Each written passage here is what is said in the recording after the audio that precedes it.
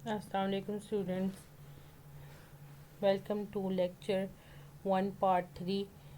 ये जो नोट्स हैं ये आपके हैंड्स आउट से मॉडिफाई किए गए हैं ताकि आप इनको पढ़ते हुए अच्छे ग्रेड्स ले सकें। और आज का हमारा टॉपिक है सॉफ्टवेयर इंजीनियरिंग। ठीक है, सॉफ्टवेयर इंजीनियरिंग में आपका जो है प्रोसेसेस भी इंक्लूड होते हैं, टूल्स भी और टेक्निक्स भी, यानी कि किसी भी सॉफ्टवेयर को डेवलप करने के लिए आपको जो जो चीज़ें चाहिए होंगी, जो जो इक्विपमेंट आपको चाहिए, जो भी आपका डॉक्यूमेंटेशन है, टेस्टिंग है, ये सारा आपका सॉफ्टवेयर इंजीनियरिंग के अंदर इंक्लूड होता है। इसमें आपको पॉइंट्स में लिखे हुए हैं, इसमें आपकी प्रोग्रामिंग लैंग्वेज आ जाती है, प्रोग्रामिंग लैंग्वेज डिज़ाइन आ जाता है। प्रोग्रामिंग लैंग्वेज क्या है कि जिसमें अगर आप C++ को यूज़ करके बना रहे हैं या ऊप को यूज़ करते हुए बना रहे हैं, या आप प्रोग्रामिंग लैंग्वेज को डिज़ाइन कर रहे हैं कि न्यू अगर आप प्रोग्रामिंग लैंग्वेज बना रहे हैं। ठीक है, सॉफ्टवेयर डिज़ाइन टेक्निक है कि सॉफ्टवेयर को डिज़ाइन करने के लिए अगर आप इन टेक्निक्स यूज़ कर रहे हैं, टूल्स अगर आप क्रिएट कर रही हैं, वो भी इसके अंदर आता है, सॉफ्टवेयर इंजीनियरिंग के अंदर आता है। टेस्टिंग, मेंटेनेंस एंड डेवलपमेंट, ये सारी जो पॉइंट्स हैं ये सारे आपके सॉफ्टवेयर इंजीनियरिंग के अंदर आते हैं।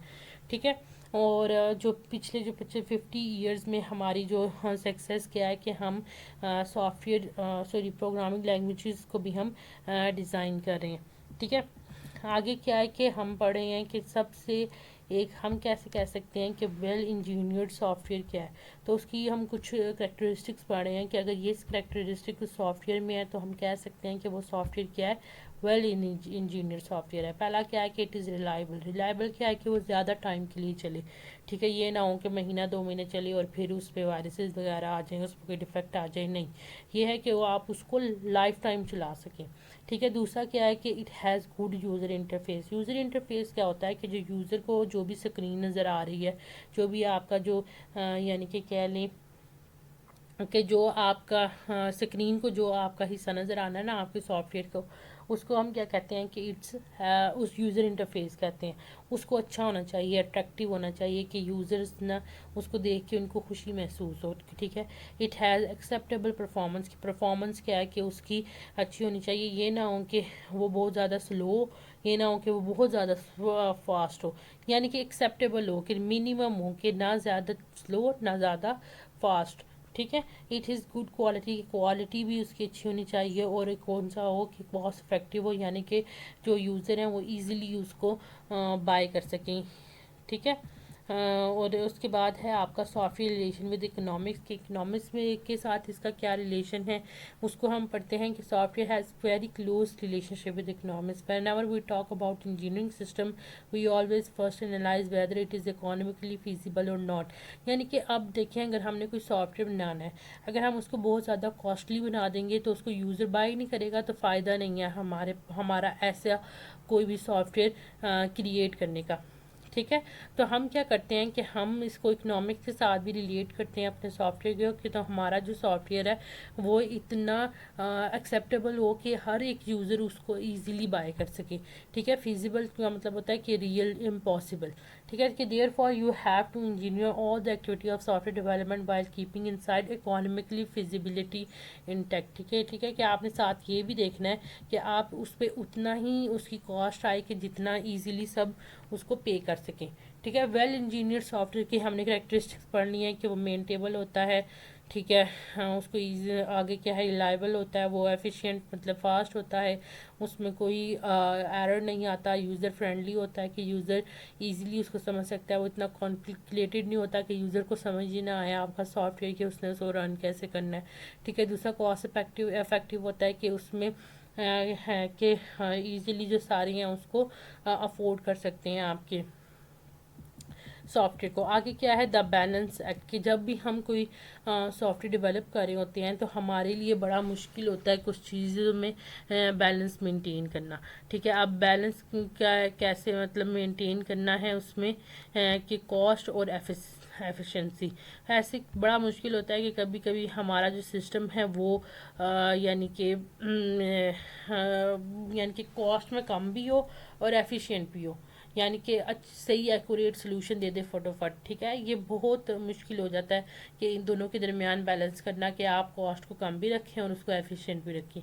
इसी तरह कॉस्ट वर्सेस रिलायबिलिटी की बात करें तो इन दोनों के दरमियान में बैलेंस करना मुश्किल हो जाता है। जैसे रिलायबिलिटी इंक्रीज़ होती है वैसे कॉस्ट इंक्रीज़ कर जाती है, ठीक है। इसी तरह अगर आप एफिशिएंसी वर्सेस यूज़र इंटरफेस करें कि यूज़र इंटरफेस का क्या होता है वो कम्प्लेक्स ना हो, लेकिन जैसे ही आप उसको एफिशिएंट बनाएंगे तो वो ज़्यादा कम्प्लेक्स हो जाएगा।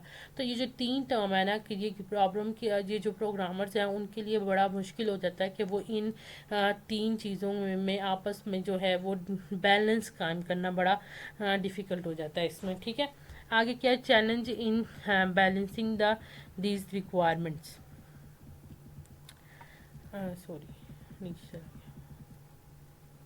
अच्छा, इसमें आप देखें क्या है कि software engineering always confront with the challenges to make a good balance of all these thing depending on the requirement of the particular software system and hand, ठीक है। इसमें क्या है कि उसने क्या है कि आपने क्या करना है कि इन रिक्वायरमेंट्स, ये जो ऊपर मैंने आपको टर्म्स बताई हैं, आपने इसमें बैलेंस भी रखना है, लेकिन उसके साथ साथ आपने ये भी देखना है कि आपकी रिक्वायरमेंट क्या है, आपका जो है सॉफ्टवेयर वो क्या डिमांड कर रहा है, ठीक है। जैसा नीचे उसने आपको बताया कि if you talk about a missile और a nuclear reactor controller that are dropped by the software system, then performance and reliability is far more important than the cost effectiveness। तो इसमें क्या है कि आप देखें, आपने देखना है कि आपकी जो है प्रायोरिटी क्या है। इसमें प्रायोरिटी है आपकी परफॉर्मेंस और रिलायबिलिटी की। आपकी परफॉर्मेंस बहुत अच्छी होनी चाहिए और रिलायबिलिटी भी आपकी बहुत अच्छी होनी चाहिए इसके अंदर, ठीक है। कॉस्ट बेशक जितनी मर्जी महंगी हो और यूज़र फ्रेंडलीनेस हो नहीं भी ना भी हो तो कोई प्रॉब्लम नहीं है, लेकिन इसमें जो इस पर आप कंप्रोमाइज़ नहीं कर सकते वो क्या है आपका, कि आप उसकी परफॉर्मेंस और रिलायबिलिटी पे कंप्रोमाइज़ नहीं कर सकते, ठीक है। इसी तरह आपने देख लेना है कि आपका जो सॉफ्टवेयर है उसकी डिमांड क्या है, कि किन चीज़ों पे आप कंप्रोमाइज़ कर सकते हैं, किन चीज़ों पे आप कंप्रोमाइज़ नहीं कर सकते। तो फिर हम उस चीज़ को देखते हुए हम उस सॉफ्टवेयर को डेवलप कर लेते हैं, ठीक है। नीचे है लॉ ऑफ डिस्क्रिमिनेशन रिटर्न। इसमें क्या है कि आप जब यानी कि जो है इसमें अब ये नहीं है कि जैसा आप फॉर एग्जांपल अगर आप पानी का गिलास ले लें, ठीक है, और उसमें क्या करें, आप शुगर ऐड करें। अब उसमें अगर आप शुगर ऐड करते जा रहे हैं करते जा रहे हैं करते जा रहे हैं, लेकिन एक टाइम ऐसा आएगा कि जो उसकी जो मिठास है, उसकी जो स्वीटनेस है वो फिक्स हो जाएगी। आप बेशक उसमें और डालेंगे, उसमें कोई फ़र्क नहीं पड़ा। इसी तरह आपका जो प्रोजेक्ट है ना उस पर भी यही है कि अगर आप अपने प्रोजेक्ट पे इन्वेस्टमेंट लगाई जा रहे हैं, एक टाइम तक तो वो आपको देगा बेनिफिट, लेकिन एक टाइम ऐसा आएगा कि जिस पे वो आपको आउटपुट देना बंद कर देगा, कोई उसमें फ़ायदा नहीं होगा, वो बहुत ज़्यादा कॉम्प्लिकेटेड हो चुका होगा, ठीक है। यानी कि जो हो सकता है कि वो आउटपुट जो पहले दे रहा था वो भी ना दे। तो डिस्क्रिमिनेंट लॉ ऑफ डिस्क्रिमिनेंट क्या है कि जब आप इनपुट एक्स्ट्रा दे देते हैं और एक्स्ट्रा देते देते आपको क्या आता है, एक पॉइंट ऐसा आ जाता है कि उसमें आपकी जो आउटपुट है वो लेस हो जाती है या बिल्कुल भी जो है वो ख़राब हो जाती है, ठीक है।